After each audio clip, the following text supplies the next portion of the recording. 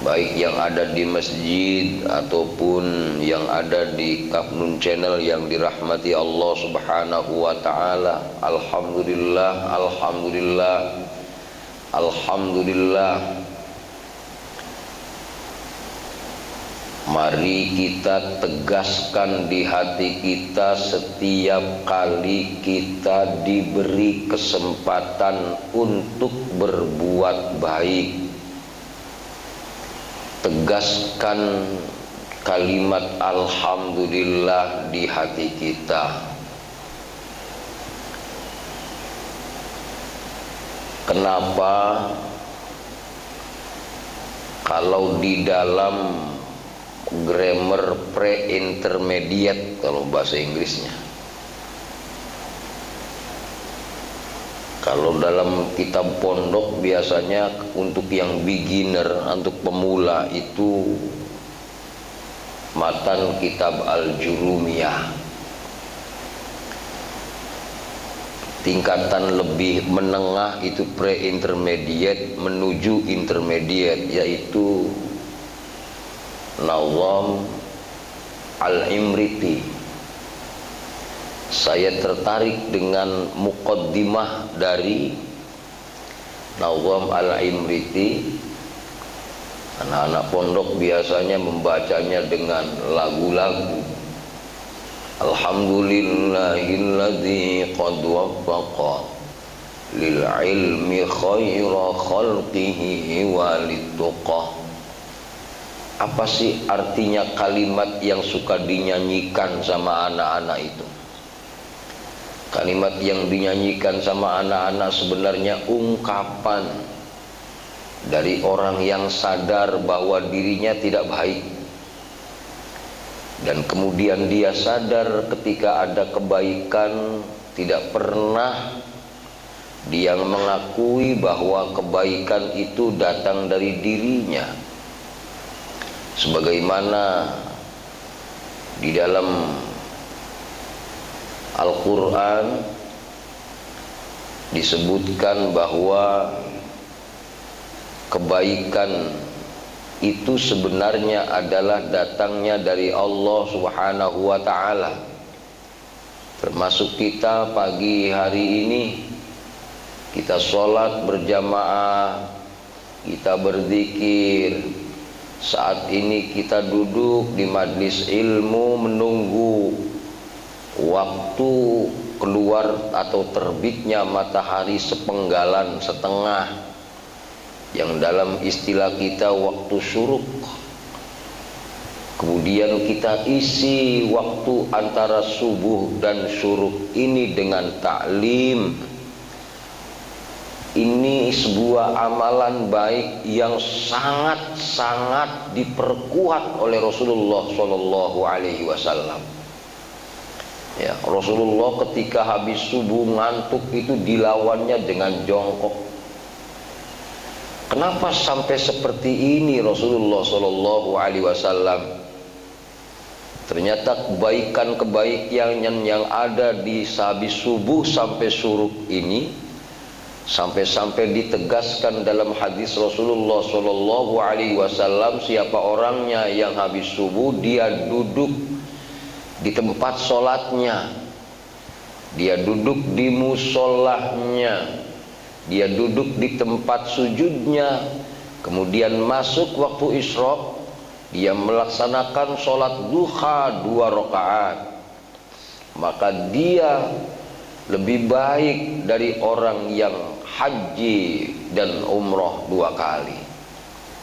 Bisa dibayangkan segitu berlimpahnya pahala ini. Tapi nampaknya ketika melihat yang hadir modelan saya kayak gini, Pak, tampaknya nggak layak kalau saya tergolong orang yang masuk di dalamnya. Maaf, kalau bukan izin Allah Subhanahu wa ta'ala, kita tidak akan ada di masjid ini.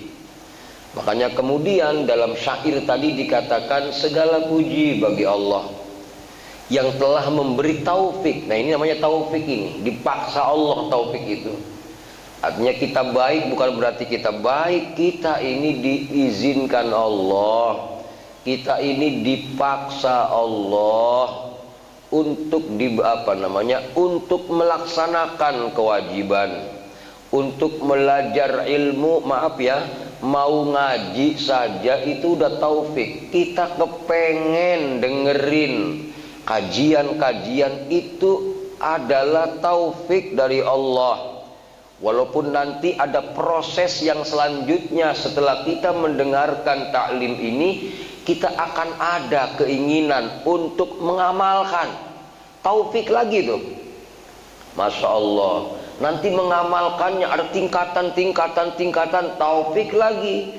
Artinya ketika melihat dari kebaikan kita, kemudian dihantarkan untuk bisa mendengarkan taklim, dihantarkan untuk terngiang, terpatri ilmu itu di hati kita, di otak kita, di akal kita, sampai kita mampu mengamalkan, berjuang menaikkan grade. Kalau bahasa ngasa golok itu ada grade 220, ada grade 400. Iya kan? Sama kayak kita beramal, ada pahala yang pahalanya 1, ada yang pahalanya 2, ada yang pahalanya 10, ada yang pahalanya 25, ada yang pahalanya 70, ada yang pahalanya 1000, ada yang pahalanya 2000. Walaupun grade golok 12.000 kalah dengan grade ibadah sampai tidak terhingga. Kalau kita ngasah golok kan cuma 12.000 doang, 15.000 lah. Itu pun ngasah udah agak enak nanti gosok lehernya. Subhanallah. Tapi nampaknya hadirin yang dirahmati Allah Subhanahu wa taala, harapan saya, Masya Allah, harapan saya di saat kita beramal kemudian kita mengakui bukan kebaikan diri tapi kebaikan Dia yang telah memberikan kita bisa seperti ini. Yang bisa seperti ini dialah Allah Subhanahu wa taala. Maka mudah-mudahan kita tergolong orang yang ikhlas kepada Allah Subhanahu wa taala. Nah, kenapa saya katakan tergolong orang yang ikhlas kepada Allah? Dalam hadis Nabi Muhammad sallallahu alaihi wasallam, man tawaddu'a lillahi rafa'ahullah. Siapa orang yang merendah kepada Allah, tadi tuh, kita baik, enggak merasa baik, kita disujudkan Allah, kita enggak merasa kita ini bisa sujud. Saya Allah, saya enggak bakal bisa sujud kalau kau tidak sujudkan saya. Itu taufik namanya, Pak. Nah, orang-orang yang merasa seperti inilah orang-orang yang tawadhu namanya. Dalam hadis Rasulullah Shallallahu Alaihi Wasallam, siapa orangnya yang merendah, siapa orangnya yang tawadhu kepada Allah Subhanahu Wa Taala, maka Allah akan angkat derajatnya. Orang-orang seperti ini naik, siap menjadi orang yang selalu naik kepada Allah Subhanahu Wa Taala. Tapi sebaliknya, baru punya kebaikan dikit udah ngerasa paling hebat, Pak. Ini orang-orang seperti ini, orang-orang siap gagal di hadapan Allah. Seperti kita berbisnis, seperti kita usaha, Pak, baru untung dikit udah gada-gedeg. Ya, ini lo kawin lagi, baik urusannya berantakan semua. Artinya merasa rendah, merasa lebih jelek, merasa ya tidak baik yang baik. Tapi yang baik cuman yang maha baik, yaitu Allah SWT. Mari di subuh ini ditanemin terus, dikuatin terus. Mudah-mudahan ini dengan kita tidak menyadari, Allah angkat grade kebaikan-kebaikan kita menjadi tingkatan yang tidak terhingga, yang kita tidak mengerti sampai di mana tingkatan itu. Hadirin, sholawat dan salam kita sanjungkan kepada baginda Rasul Muhammad sallallahu alaihi wasallam, pada semua keluarganya, semua sahabatnya, serta seluruh pengikutnya ila yaumil qiyamah. Amin Allahumma ya rabbal alamin. Hadirin yang dirahmati Allah Subhanahu wa taala, para pemirsa Kapnun Channel, pagi ini saya akan membuka bab ikhlas yang ada dalam kitab Misbahuz Zulam Alan Nahjil Atam fi Tabwibil Hikam. Ini kitab syarahnya Hikam yang terkenal, karya Ibnu Athaillah As-Sakandari, yang disyarahi atau yang diperluas penjelasannya oleh Syekh Nawawi Al-Bantani. Bagaimana keindahan bahasa, mudahnya pemahaman masalah ikhlas yang disampaikan Syekh Nawawi. Dari kajian kita pagi ini, mudah-mudahan kita punya pola. Ibarat kita ini mau perang, kita udah punya strategi, ancang-ancang ya, bagaimana caranya menjadikan amal kita ikhlas. Sekali lagi, bukan berarti yang kita ingin jadi orang yang ikhlas, tapi minimal kita menjadi orang yang berupaya ikhlas. Karena orang ikhlas itu nggak ada, yang ada itu orang yang diikhlaskan Allah. Makanya ada orang mukhlis, ada orang mukhlas. Mukhlas itu orang itu bisa ikhlas karena dipaksa Allah ikhlas. Nah, dari sini hadirin yang dirahmati Allah Subhanahu wa taala, ikhlas ini pada intinya amalan itu murni karena Allah bisa. Kalau dalam bukunya dulu waktu saya seneng-senengnya awal masuk pasca sarjana S2 di UIN Jakarta itu, baca buku-bukunya tokoh-tokoh UIN. Ya, siapa dulu yang bikin sekolah yang di sini nih, Profesor Doktor siapa lupa ini, sekolah apa namanya saya lupa ya. Yang kemudian akhirnya pondoknya bangkrut itu loh. Yang dulu maaf pada kasus anak-anak yang berhubungan tidak sesuai itu. Ya Allah ya Rahman, luar biasa di Bogor sini nih. Nurholis Majid. Ya. Itu dulu zaman saya awal-awal S2 itu paling seneng baca bukunya Nurholis Majid, Prof Harun Nasution, ya, Prof Dakwah Salman Harun, gitu kan. Nah, di dalam bukunya Profesor Nurholis Majid, ikhlas itu ada 3 istilah. Ada ikhlas lillah, ikhlas karena Allah. Ada ikhlas billah, ikhlas dengan Allah.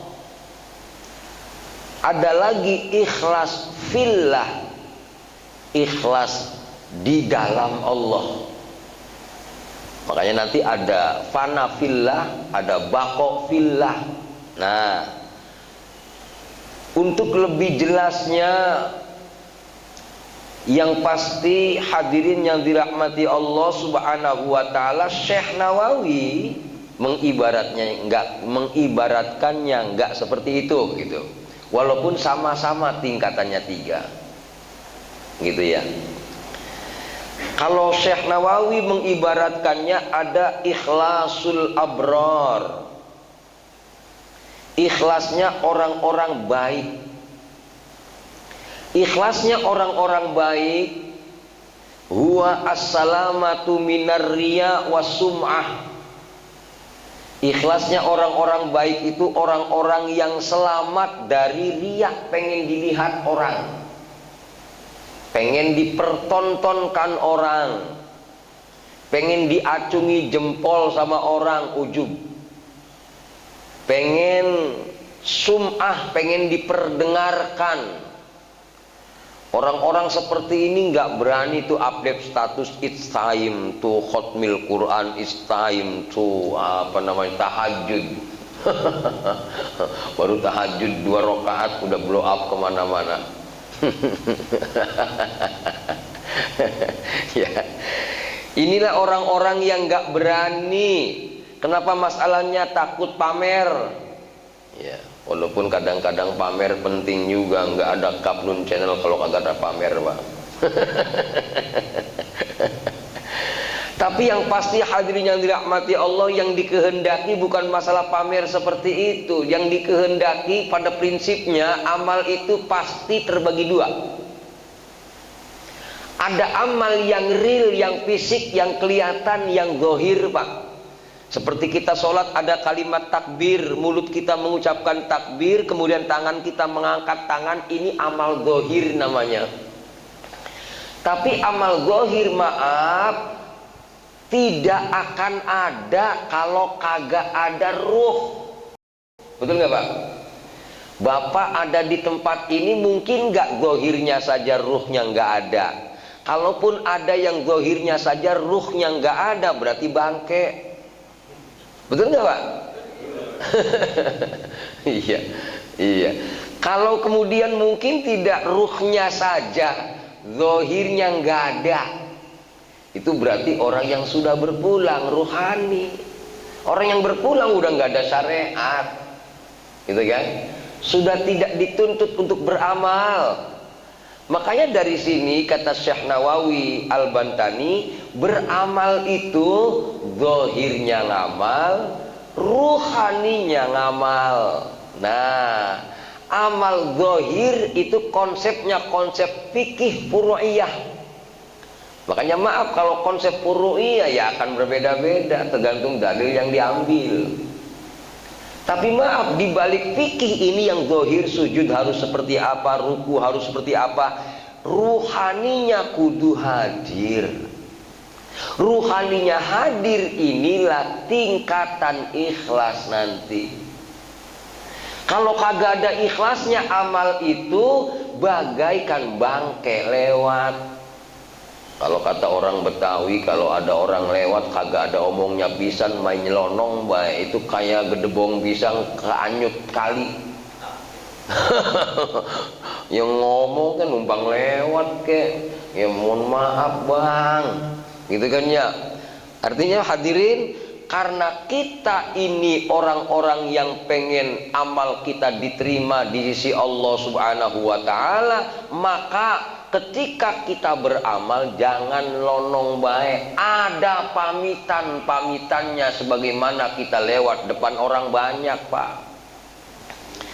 Kenapa sih masalahnya hadirin yang dirahmati Allah? Yang masalah ini maaf nih, takut-takutnya ketika kita ini orang ada pamitan kepada Allah, amalnya cuman timbang kepengen. Maaf nih, mau kemana lo? Ngaji? Tumben amat, lagi kepengen be, lagi pengen ngaji ya ngaji, pengen kagak ya kagak. Ini berarti maaf, amalnya tidak ikhlas Pak. Ngapa? Nafsu lagi kepengen. Betul ya Pak? Bagaimana kalau dia hatinya lagi nggak kepengen? Berarti nafsunya nggak ada, nggak kepengen lagi. Berarti amalnya bukan karena Allah, tapi karena kepengen. Orang yang amalnya karena kepengen hampir mirip dengan orang-orang ria. Kalau kagak ada orang mah biasa baik dia, ketika ada orang nunjukin bener dia. Nah, hadirin yang dirahmati Allah Subhanahu wa Ta'ala, kita di awal belajar, maaf nih Pak, di awal kita belajar pengen punya amal soleh, kejar menghilangkan ria, kejar menghilangkan ujub, kejar menghilangkan timbang pengen.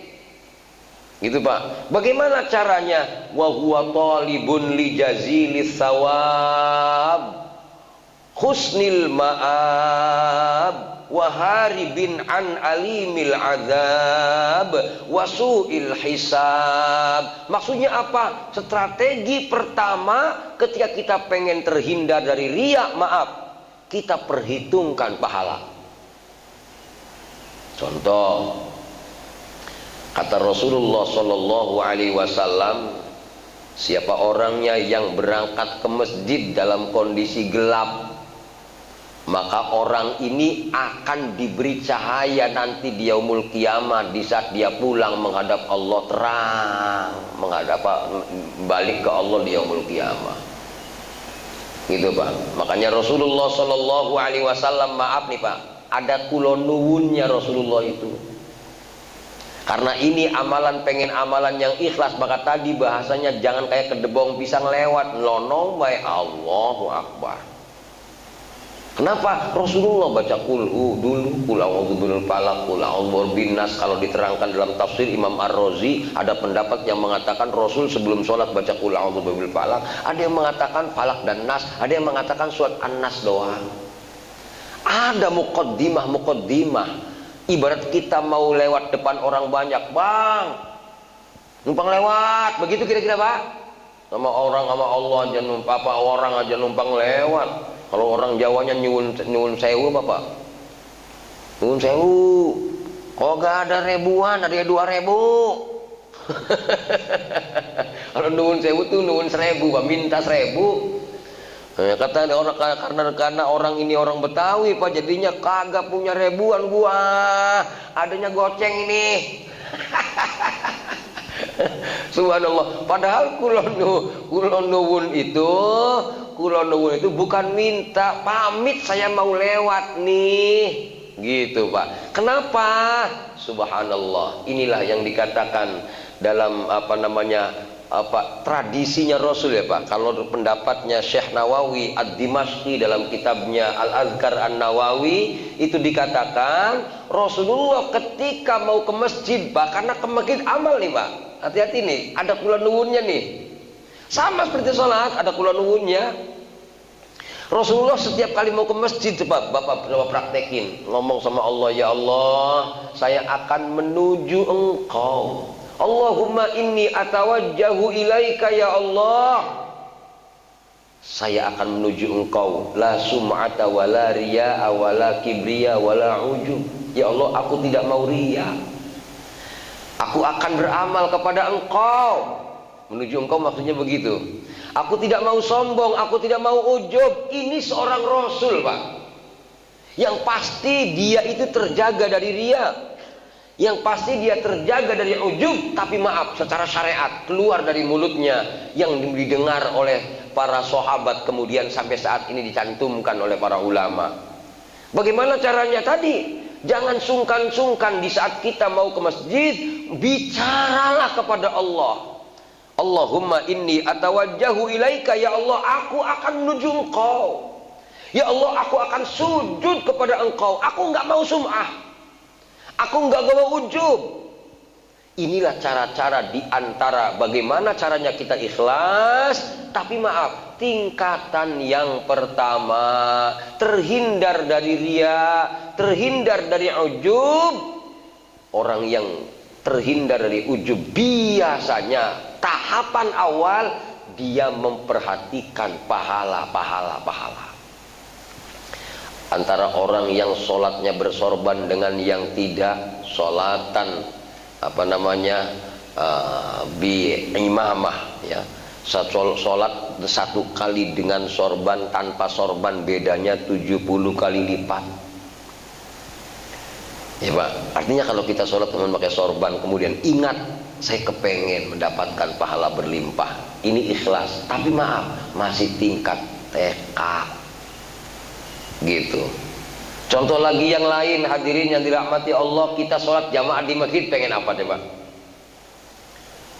Kata Rasulullah Shallallahu Alaihi Wasallam, sholat sendiri dengan sholat berjamaah bedanya 25 kali lipat. Lipatan-lipatan pahala itu namanya pahala dari Allah Subhanahu Wa Taala. Ketika kita teringat akan itu, ini mending. Mendingnya bagaimana? Ini termasuk ikhlas Pak. Ya, saya suka bikin video di TikTok, dikomentari sama orang-orang Malaysia tuh, Ustaz, Anda itu orang alim, Anda itu dan lain-lain lah. Kenapa Anda ibadahnya nyari pahala? Ya kan, nanti ketemu Allah itu nanti di sorga, di yaumul qiyamah itu bukan sorganya yang enak, tapi ketemu Allahnya. Iya, ente mah tingkatannya lebih tinggi, saya mah tingkat receh. Tingkat receh masih perhitungan sama pahala. Saya berangkat dari rumah, begitu azan starter mobil, bismillahirrahmanirrahim, ya Allah saya akan menuju Engkau, ya Allah, ya Allah, cahayailah langkah-langkahku, kaki kananku aku hantarkan menuju masjid, mudah-mudahan mengangkat derajatku. Kaki kiriku dihantarkan menuju masjid, mudah-mudahan merontokkan dosa-dosaku. Saya punya harapan, takut akan siksa Allah dihindarkan ya Allah. Saya punya harapan ketika kita taat kepada Allah Subhanahu Wa Taala, tolong angkat derajat saya ya Allah. Ikhlas nggak orang kayak gini? Ikhlas, tingkatan 1. Mas Bapak jangan menginginkan tingkatan yang tinggi Pak, karena kita maaf tidak layak mendapatkan tingkatan tinggi itu. Dalam istilah ilmu tasawuf yang namanya tingkatan-tingkatan itu nggak boleh dipinta Pak, biarkan Allah yang ngasih. Artinya saat kita hadir di masjid nih Pak, maaf nih, kemudian kita kepengen dapat pahala 25, kita pakai sorban kita pengen punya pahala 70, ya kan? Kalau kata Rasulullah SAW, ta'ammamu fa innal malaikata ta'ammamat, bersorbanlah kalian karena malaikat bersorban. Gitu kan ya. Nah, ternyata saya model maaf ya belum bisa bersorban niat yang baik. Kalau niat yang baik kata Syekh Nawawi, bersorban itu untuk mantesin badan biar pantas ketemu Allah. Tuh lain lagi Pak urusannya. Kalau tadi tingkatan yang dasarnya, saya kepengen pahala 70, lain gitu. Ada orang di saat maafnya, kalau dalam hadis Nabi Muhammad SAW, Nabi Muhammad itu kalau bangun dari tidur Pak, gosok gigi Pak. Ya, kalau tingkatannya orang kita, orang awam, biar nggak bau mulut kita. Tapi tingkatannya orang khos, di atasnya itu, biar ketika kalimat Allah keluar dari mulut kita, kalimat Allah tidak ternodai dengan bau mulut kita. Udah lain lagi, jaga kemurnian Allah. Termasuk maaf kiai saya kalau pakai sorban, kata kiai saya, jangan mantesin badan, mantesin ilmu yang keluar dari mulutmu, dari Allah itu murni dari Allah, itu suci, itu kau dandanin badanmu untuk menghormati ilmu yang Allah berikan kepadamu. Udah lompat lagi Pak, Masya Allah.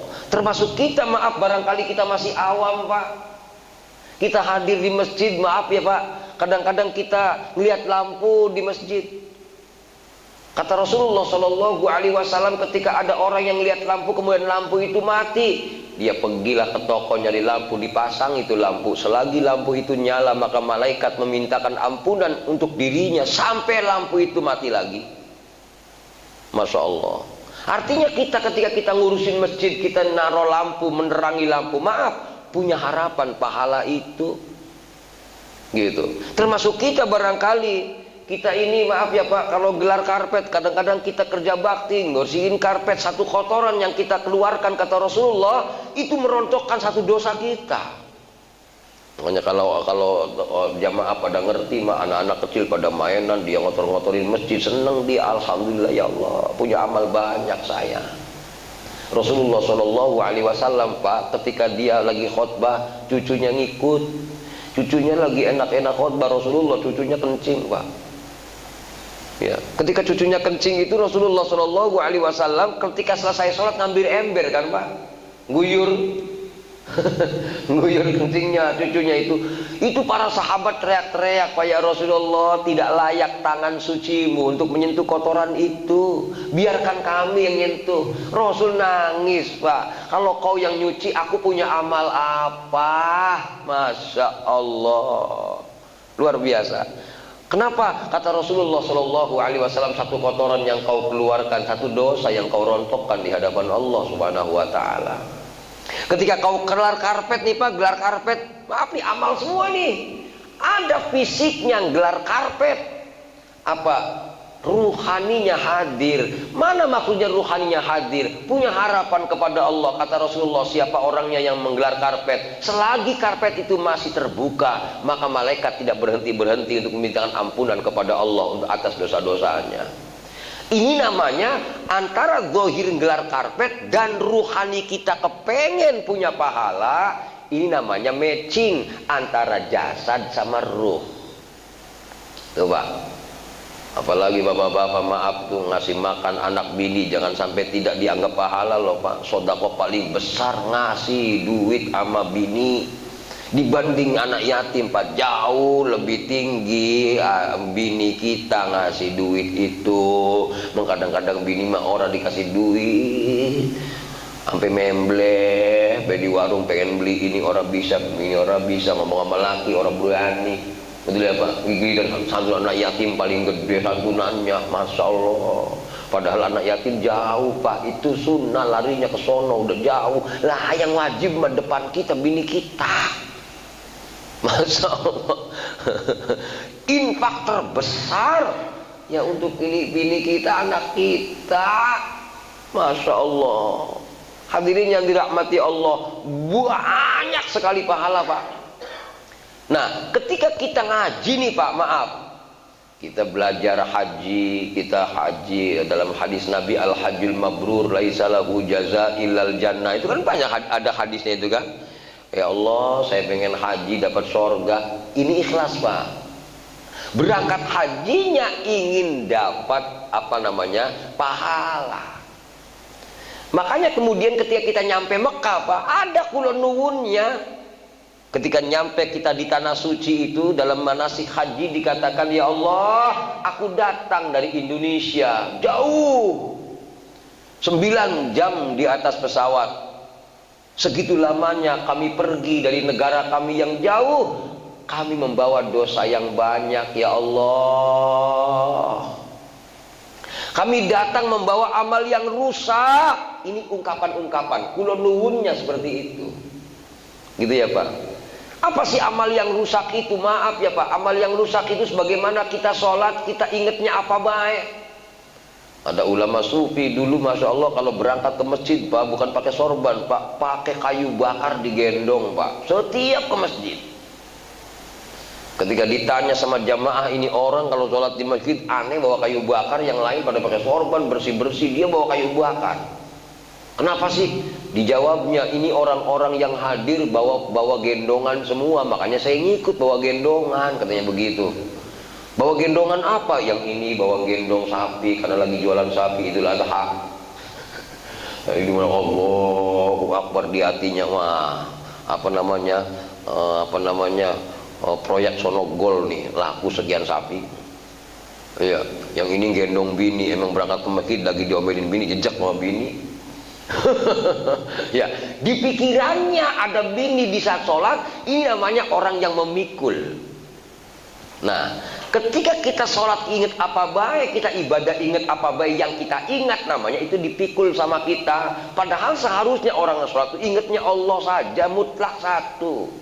Inilah yang kemudian kita datang ke kota suci Mekah, kita haji, kita umroh, kita ngomong kulon nuwun ya Allah, ini saya hadir. Yang kemarin sholat di BSR itu selalu dengan menggendong-gendong dunia ya Allah, aku setorkan amal yang burukku kepadamu, tolong ganti dengan amal yang lebih baik ya Allah. Nah begitu Pak. Ketika saya pelajari ternyata seluruh amalan-amalan yang kepengen pahala, pengen terhindar dari riya, pengen terhindar dari ujub, ada dua Pak. Fisiknya berjalan, ruhaninya ada komunikasi dengan Allah Subhanahu wa Ta'ala. Lihat Pak Bapak kalau masuk masjid, ya, Allahumma sholli ala Muhammad, Allahumma ftahli abwaaba rahmatik. Ya Allah, mudah-mudahan rahmat dilimpahkan kepada Nabi Muhammad. Ya Allah, bukakan pintu rahmatmu untukku. Hadirnya fisik melangkah ke masjid, ini badan, fisiknya, zahirnya. Tapi kita ngomong Allahumma ftahli abwaaba rahmatik, ini ruhaninya.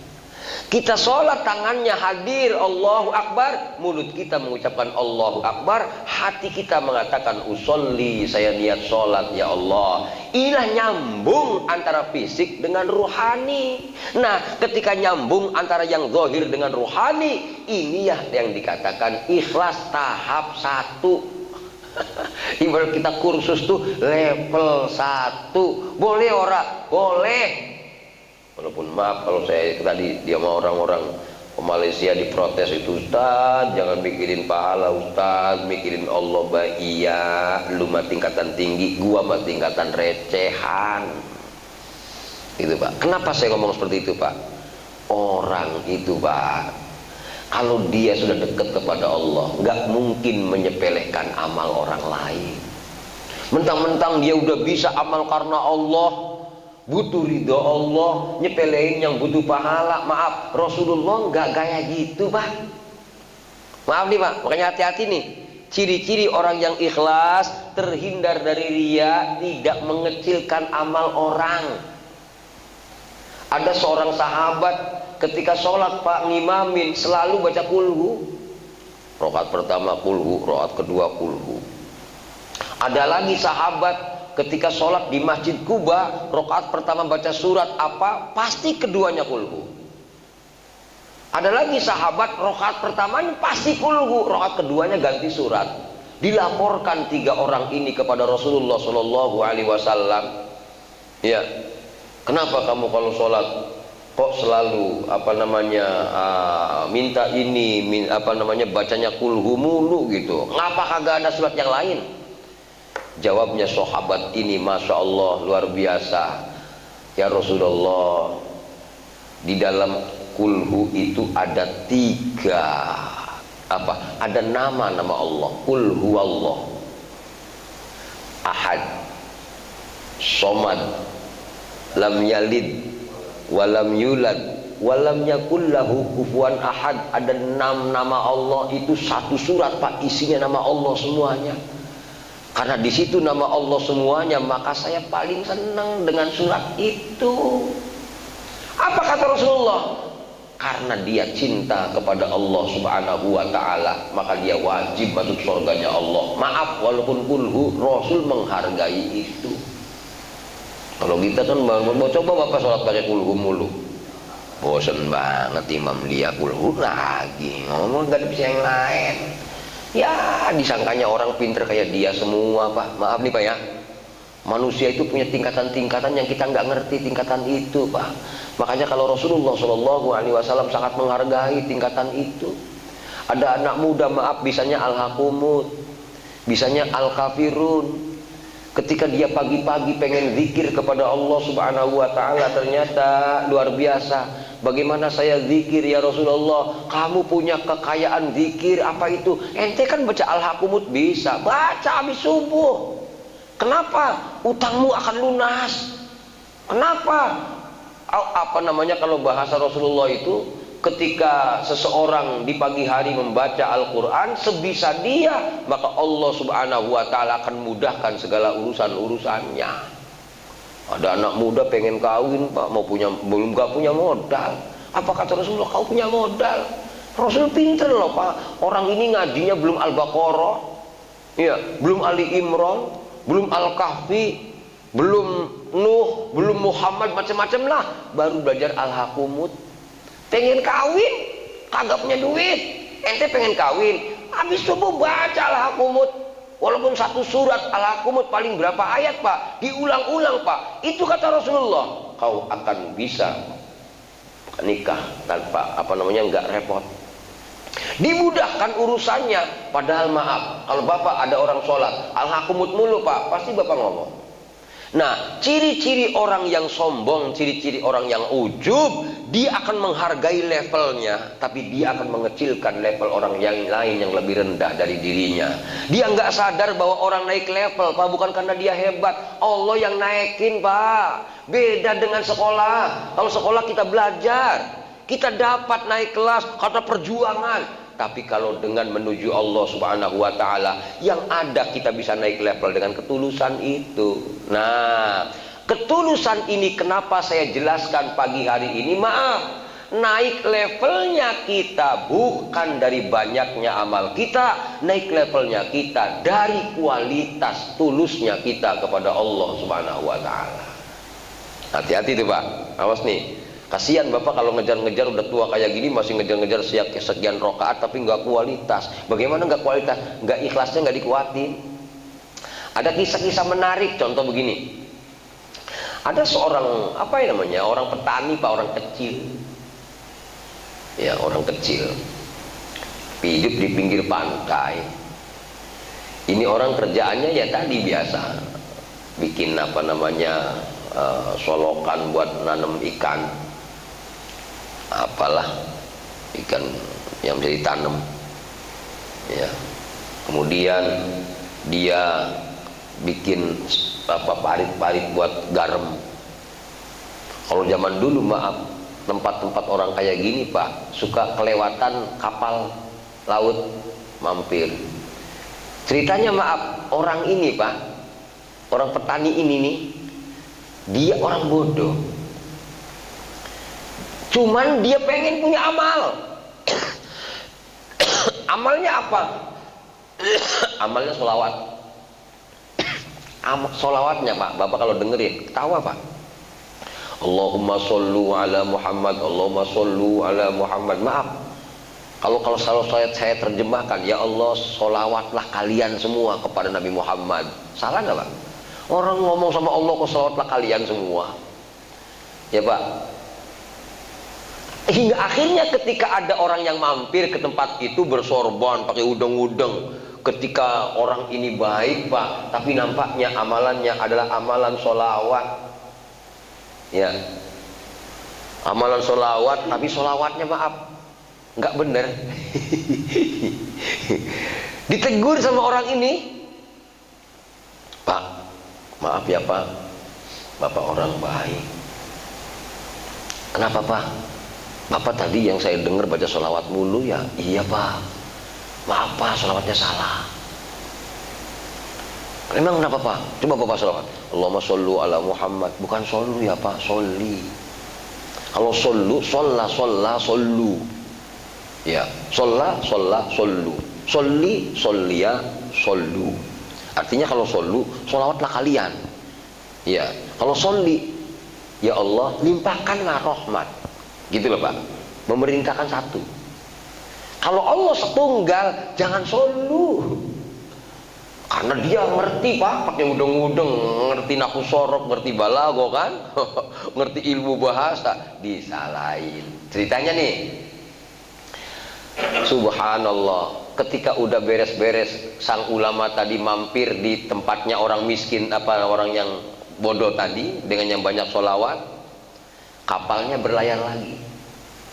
Hebatnya Pak, orang miskin tadi nih, orang kampung tadi yang sholawatnya salah, dengan sholawatnya yang salah tapi hatinya benam kepada Allah, kualitas tulusnya kepada Allah tinggi, jalan di atas air lari Pak.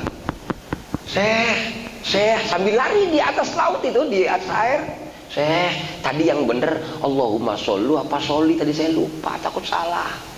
Itu ulama-ulama yang ada di atas kapalnya Pak. Tuhan, Anda lebih hebat dari saya, walaupun Anda salah secara pengucapan, tapi hati Anda benar kepada Allah Subhanahu wa Ta'ala.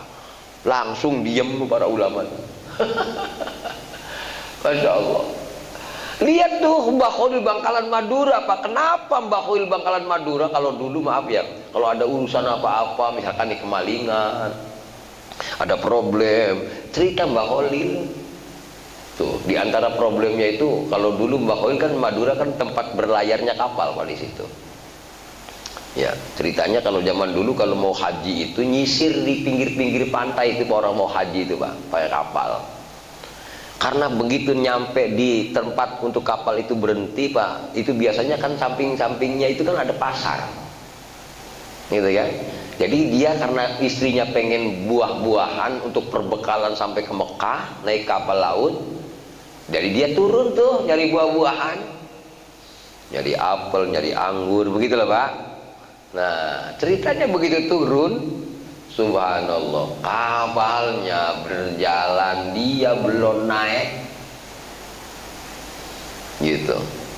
Nah, ketika kapalnya udah jalan Pak, masya Allah, bisa dibayangkan sedihnya kayak apa. Istrinya berangkat, dia masih di daratan. Kata orang-orang, Pak, Bapak kalau sudah susah-susah datang aja ke Mbah Khalil, minta doanya, mudah-mudahan Bapak bisa berangkat. Jadi orang ini menghadap Mbah Khalil. Kata Mbah Khalil, itu keren banget itu. Ya udah, kamu nanti kalaupun bisa nyampe di kapal, jangan diceritakan sama siapapun sebelum aku mati.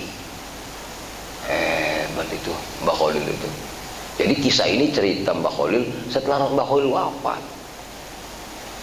Karena titip pesan, awas kamu kalau melanggar nggak ada di kapal. Kamu merem, pegangan buahnya dipegang, merem. Nanti kalau udah kedengaran di atas kapal kamu melek. Katanya begitu, pegang buahnya, merem. Tiba-tiba ada dalam kapal.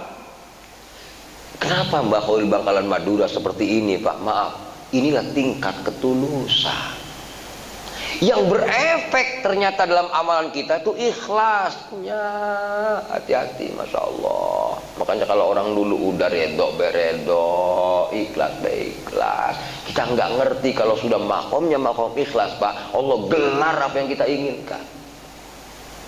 Ceritanya yang lagi Mbak Khoil itu, Masya Allah, kalau ada orang pengen apa-apa datang ke beliau, diantaranya yang datang ke beliau itu ada orang tua yang punya anak kecil, Pak. Yang maaf ya Pak, orang tua yang punya anak kecil ini, anaknya maaf nggak mau makan apa-apa selain makan gula pasir. Bapak tahu gula pasir, Pak? Yang buat kita ngopi itu loh, Pak. Masya Allah, kalau kata kampung saya gula pasir. Bisa dibayangkan kalau anak kecil makannya udah gula mulu, Pak. Ngeri nggak, Pak? Iya kan, kadar gulanya ketinggian nanti. Hingga akhirnya anak ini dibawa ke Mbak Kholil minta dinasehati. Mudah-mudahan dengan nasihatnya Mbak Kholil berhenti makan gulanya. Tapi hebatnya Mbak Kholil Bangkalan Madura, ketika orang ini datang meminta nasihat biar anak ini berhenti makan gulanya, Pak, Mbak Kholil diem, kemudian ngomong, minggu depan balik lagi seminggu ya, nanti kesini lagi seminggu depan. Mbak Kholil malu kepada Allah Subhanahu wa ta'ala. Makanya lihat Pak, orang-orang yang ikhlas kepada Allah banyak malunya dia. Malu apa? Saya mau ngelarang dia makan gula, saya masih ngopi pakai gula. Dia puasa nggak makan gula seminggu. Begitu minggu depannya tamunya datang lagi bawa anaknya, baru diusap kepalanya, nah jangan makan gula mulu ya, makan nasi, sembuh langsung bisa ngilangin gulanya.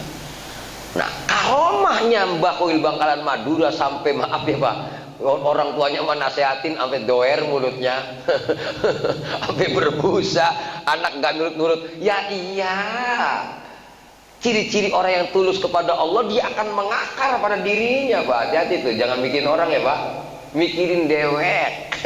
Bagian dah orang mah kita doain bae udah, gitu ya. Yang dipikirkan bagaimana ketulusan kita kepada Allah Subhanahu wa ta'ala. Ini penting, Pak, maaf. Ini jangan dianggap tidak penting ketika kita maaf ya Pak, hal-hal sepele sebenarnya rohani itu. Contoh gini, Rasulullah itu kalau kalau nyium anak itu selalu berdoa, Pak. Cium anak itu amal ibadah fisik. Ya Pak. Rasulullah setiap kali nyium anaknya selalu berdoa, Allahumma inni uhibbuhu fa ahibbahu wa ahibba man yuhibbuhu.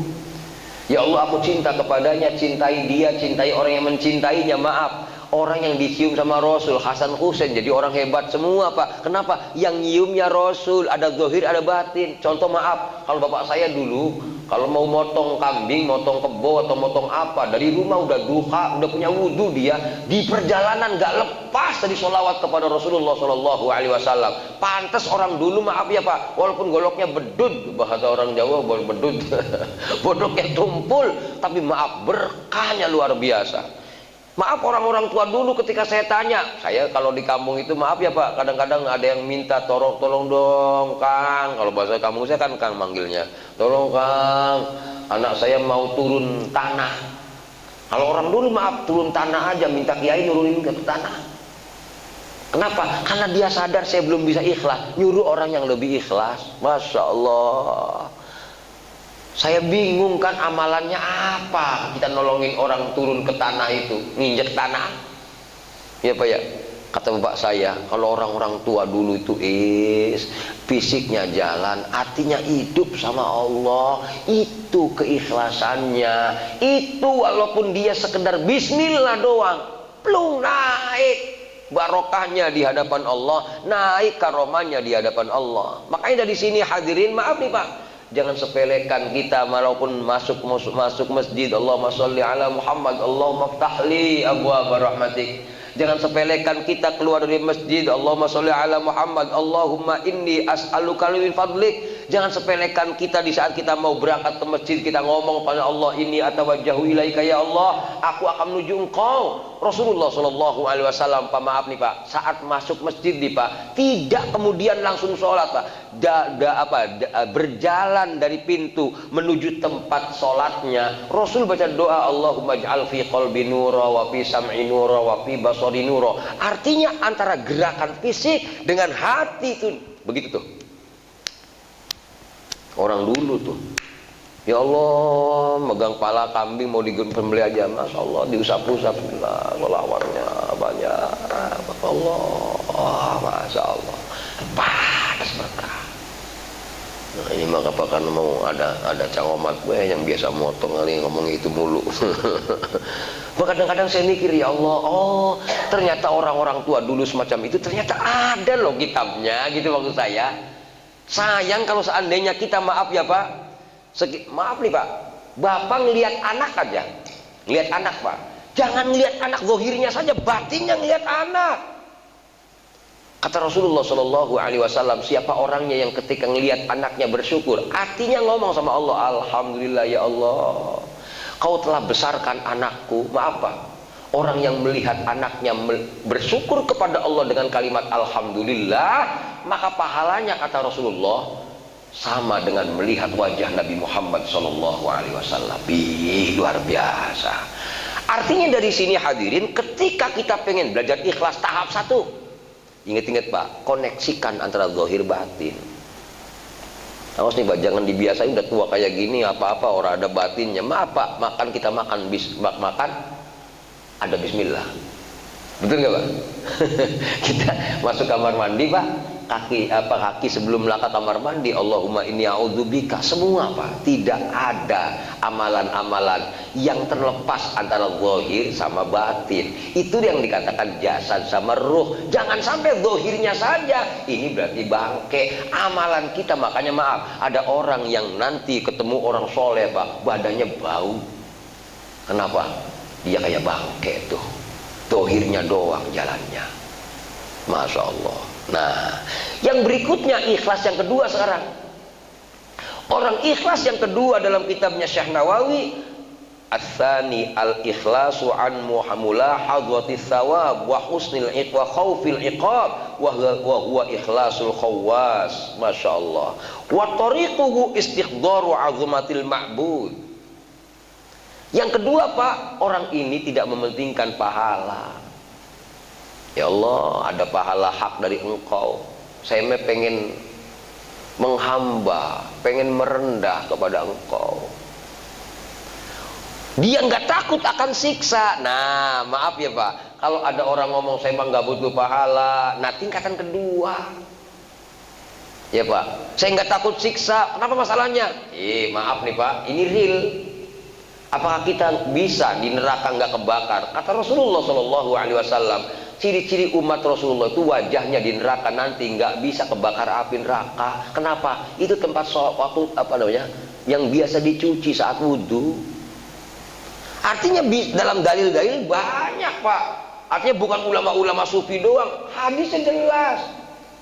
Bahkan dalam keterangan yang lain dikatakan bukan muka doang Pak yang nggak kebakar. Nih Pak, a'dau sujud, telapak, jidat, kedua lutut, kedua telapak kaki, itu nanti di neraka nggak kebakar Pak.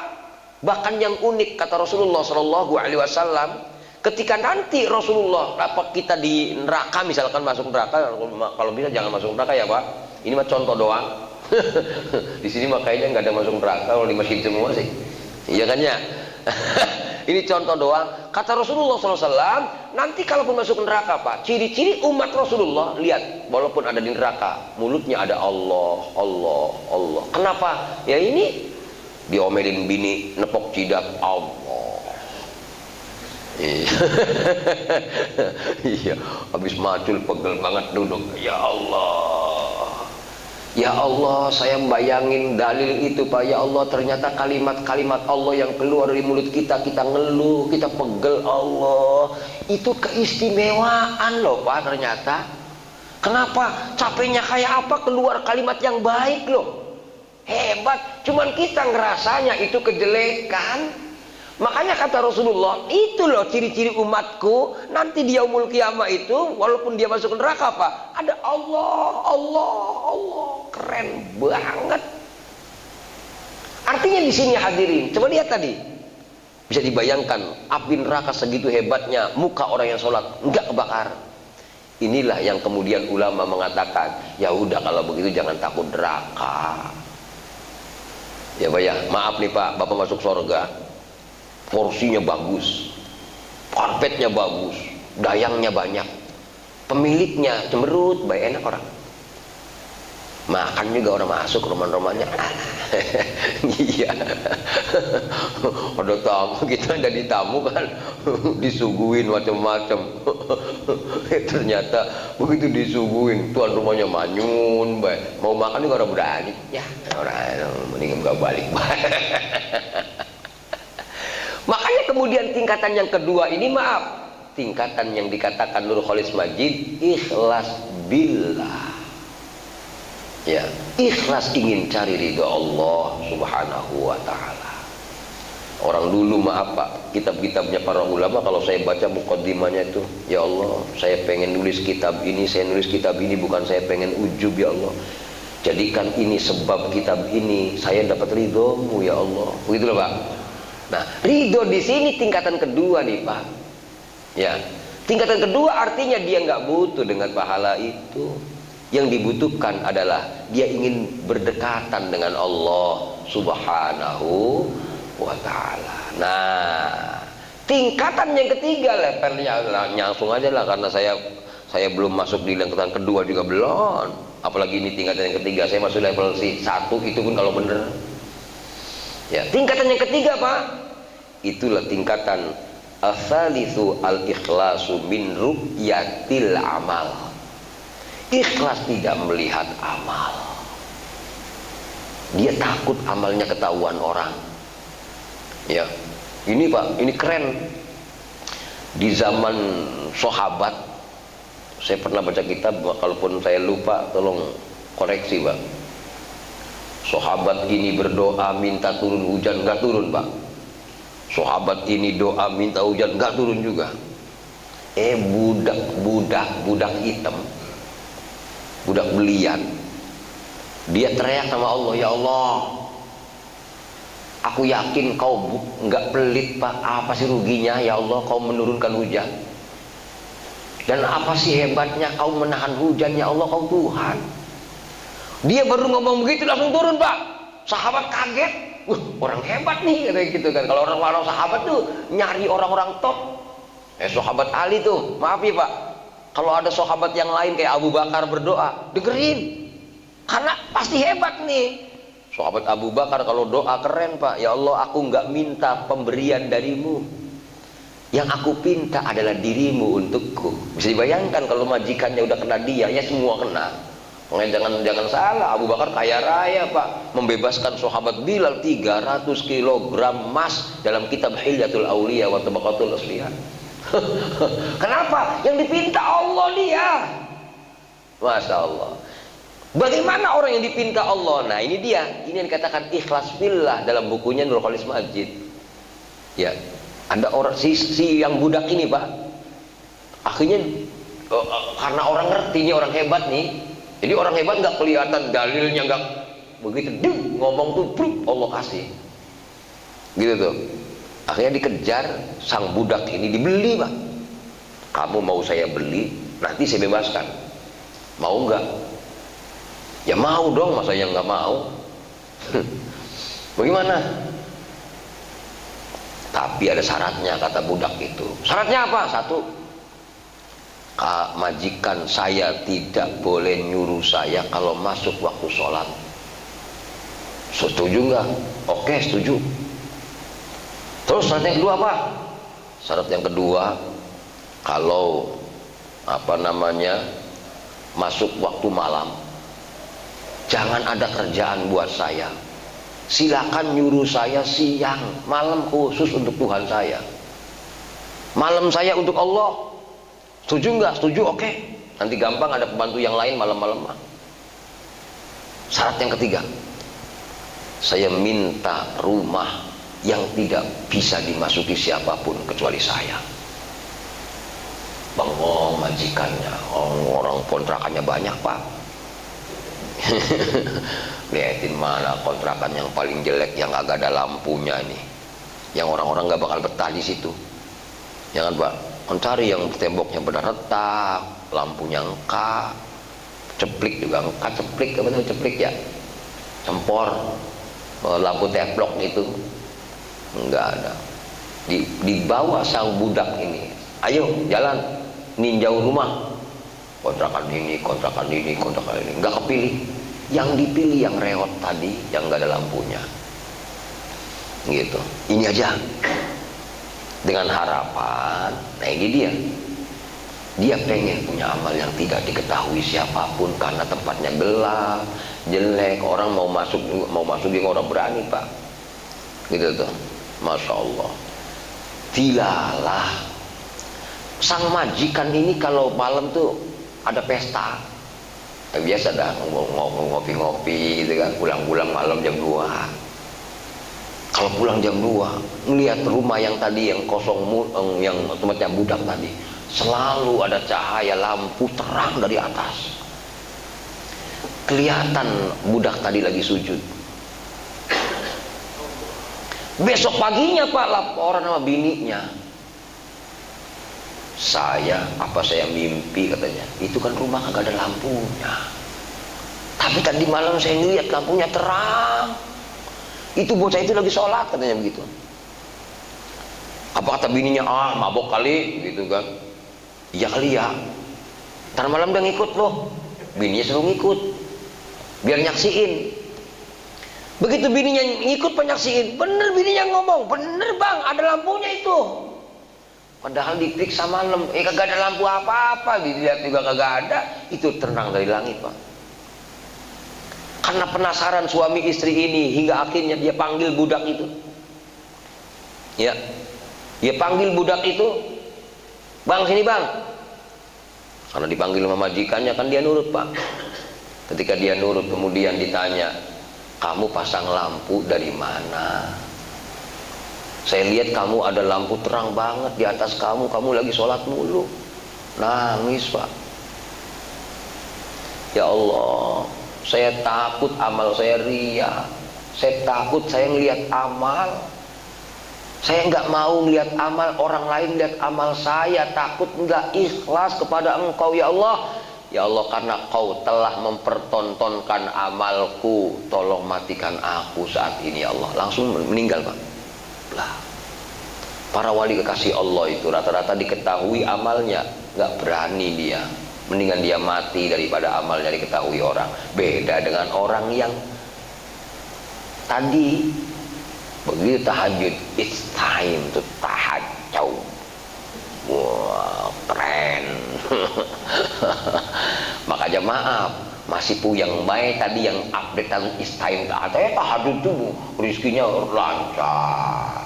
Ngapa puyang baik diomelin bini, kurang ini, kurang itu. Ya Pak, kenapa? Berarti doanya orang mustajab. Ngapa? Menduakan Allah Subhanahu wa ta'ala. Masya Allah, luar biasa. Inilah tingkatan ikhlas. Harapan saya, maaf ya Pak, nggak tahu Bapak bakal masuk di level mana. Saya hanya menerangkan tadi minimal tahap 1 tuh tahu caranya. Kayak gini caranya gini. Mudah-mudahan ketika tahap 1 sudah masuk, Allah anterin ke tahap 2, tahap 3. Karena yang bisa nganterin level kita cuma Allah Subhanahu wa ta'ala. Dan maaf, kalau kita minta level, kita maksiat pada Allah. Berarti kita memaksa untuk naik level, ujungnya songong. Ya Pak ya. Biasanya kalau orang udah agak tinggi itu udah nyepet tadi, ujungnya dia udah nggak butuh amal, nggak butuh pahala, katanya gitu kan. Nyepelein orang yang masih butuh pahala. Berarti kalau nyepelein kan ngecilin, Pak. Kalau ngecilin berarti dianya gede. Berarti sombong, takabur, begitu loh Pak. Masya Allah. Mari kita jaga amal kita. Saya mudah-mudahan saya ngaji di BSR, saya baca kitab ini Pak. Karena Pak, simple Syekh Nawawi itu cara jelasinnya. Contoh gini, orang-orang kalau nerangin makrifat tuh muter-muter kemana-mana. Kata Syekh Nawawi sederhana, makrifat itu artinya kenal Allah. Bapak makrifat kepada Allah nih, kenal Allah. Kata Syekh Nawawi, nggak ada orang kenal Allah itu kecuali Allah yang perkenalkan dirinya kepadanya. Kenapa? Karena orang nggak bakal dapat ilmu kalau Allah nggak beri, gitu loh Pak. Makanya dalam zikir-zikirnya orang-orang Qadiriyah Sabandia itu, ilahi anta maksudi wa ridhaka matlubi a'tini mahabbataka wa ma'rifataka. Ya Allah, berikanlah aku mahabbah kepadamu, ilmu di hadapanmu. Artinya Allah beri ya baru dapat ilmu. Simple. kajian beliau simpel. Termasuk diantaranya maaf, ketika membicarakan dosa, kalau Syekh Nawawi bersyukur sama dosa. Ada orang ngeluh dosanya banyak, bersyukur kamu ngerasa dosa saja, itu hadiah dari Allah loh. Kalau seandainya kamu nggak ada dosa, nanti sifat Allah maha ghafur, maha tawab, maha penerima taubat hilang. Ngapa? Dosanya engkau, berarti sifat Allah engkau. Nggak mungkin Allah hilang dari sifat ghafur. Masya Allah. Makanya ya, walaupun kita bersikeras pengen tinggalkan maksiat, misalkan menyesal, jangan kebablasan Pak. Dibahagiakan lagi hati kita, ya Allah, alhamdulillah kau kenalkan aku dengan dosa. Dengan cara seperti ini aku akan baca istighfar. Kalau seandainya nggak ada dosa Pak, nggak ada istighfar, wa yastaghfiruna bil ashar gitu. Syekh Nawawi itu jelasinnya enak banget gitu loh. Saya pengen ngaji itu yang enak Pak. Agama itu menyenangkan gitu loh. Dekat sama Allah tuh indah gitu loh Pak. Saya kepengennya itu. Karena Islam itu rahmatan lil alamin. Kalau lu dosa kau neraka, ya ilaha illallah, Islamku gak enak amat sih, keenakan yang sebelah sono katanya ada di pangkuan bunda. Enakan sono, Islam gua gak enak bener. Nah harapan saya tadi, saya kepengen ngajak teman-teman, ya saya lagi belajar bagaimana menyikapi hidup itu serba keindahan dan kenikmatan. Walaupun tadi bahannya susah tapi dinikmati. Ada trik-trik beliau yang luar biasa buat saya, Masya Allah. Walaupun sebenarnya bukan asli karangan beliau, karangan Ibnu Athaillah Sakandari Al-Hikam. Mudah-mudahan dari itu, ya Masya Allah, selagi masih hidup Pak, mudah-mudahan kita mati dalam husnul khotimah. Amin ya rabbal alamin. Itu saja yang bisa disampaikan. Ada pertanyaan dari sini Pak? Kalau pertanyaannya sambil ngopi sih enak nggak apa-apa sih sebenarnya. Itu saja, mudah-mudahan ada manfaatnya. Kurang lebihnya mohon maaf. Kita akhiri dengan kafaratul majlis. Subhanakallahumma wa bihamdika asyhadu an la ilaha illa anta astaghfiruka wa atubu ilaik. Wassalamualaikum warahmatullahi wabarakatuh. Waalaikumsalam.